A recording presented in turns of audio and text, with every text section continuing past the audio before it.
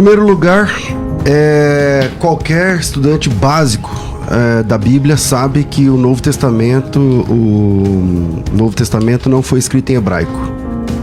O Novo Testamento não foi escrito em hebraico. Não é porque uma pessoa pegou o Novo Testamento grego e traduziu para o hebraico, e lá nessa tradução para o hebraico interpolou, colocou o tetragrama, isso não significa que no texto original tem tetragrama. O texto original do Novo Testamento nunca foi hebraico, é grego. Eu acho que o Francisco sabe disso. Você sabe, né, Francisco? Tem algum manuscrito do texto original escrito em hebraico do Novo Testamento? Algum manuscrito? Então ele deve saber que não tem. Entende? Não é porque uma pessoa traduziu agora, na década de 80, na década de 90, que tem. Entende? Então, textos do Novo Testamento, os textos originais, as famílias de manuscritos são em grego. Esse é um ponto. A Peshitta também não é em hebraico. A Peshitta também não é em hebraico. Então, é siríaco. Entende? Então, apresentar essa Bíblia aqui, porque da década tal, da editora tal, isso não diz nada com o texto original. Está errado.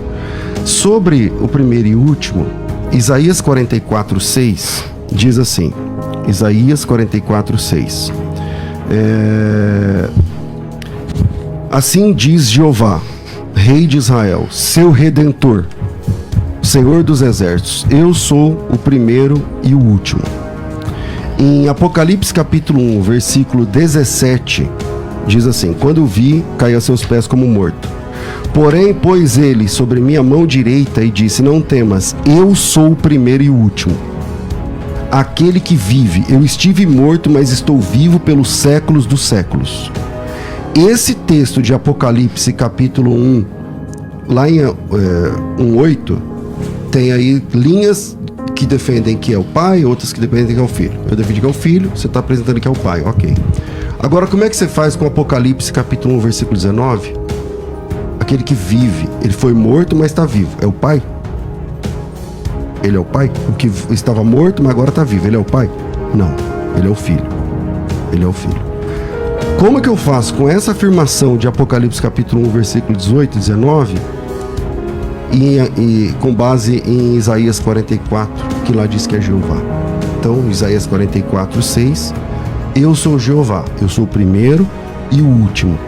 E aí vem no Novo Testamento Jesus, que não é Jeová, ou melhor, Jesus que não é o Pai. E aí ele diz assim: eu estive morto, mas agora estou vivo. Eu sou o primeiro e o último. Francisco, existem quantos primeiros e quantos últimos na Bíblia? Boa pergunta, Francisco. Não, estamos começando apenas o debate.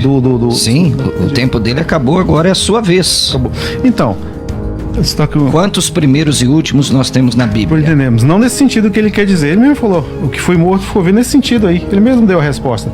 Só que ele fugiu do texto. Eu vou ler o texto de novo aqui, ó. Né? Vai ficar bem claro isso aí. Eu li muito ruim, mas bom, agora eu vou ler direito. Não, fica calmo. Eu tava nervoso, né? Mas faz parte, né? Tá tudo bom.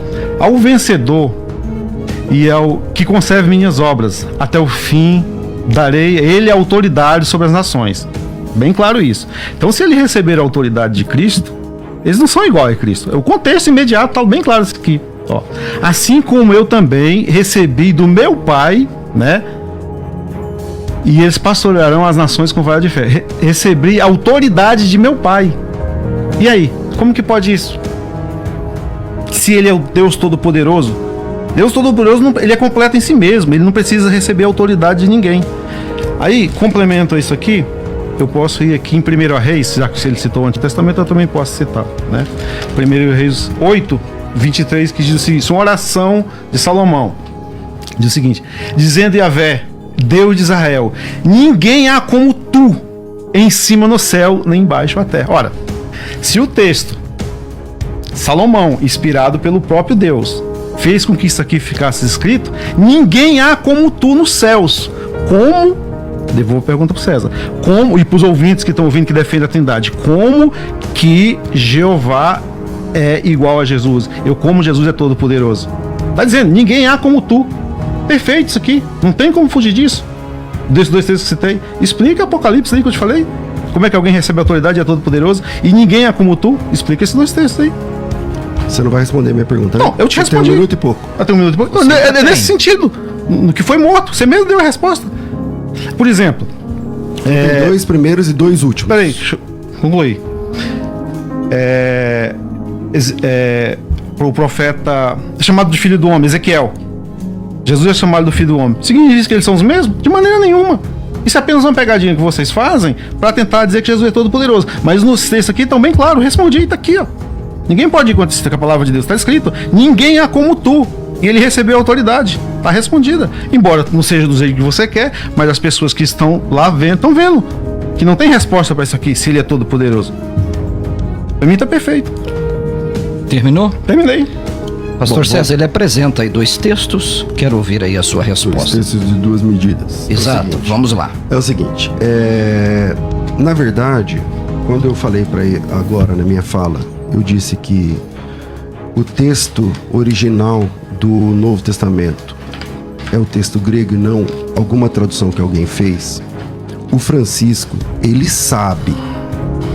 E Francisco, você sabe que você baseou esse argumento numa tradução espúria. Você sabe, independente de qual foi a editora. Porque esse texto é o que você usa? Não. Esse texto as Testemunhas de Jeová usa? Não. Esse texto... Porque textos unitaristas, traduções feitas pelos unitaristas, porque está usando uma tradução de um grupo sectário unitarista.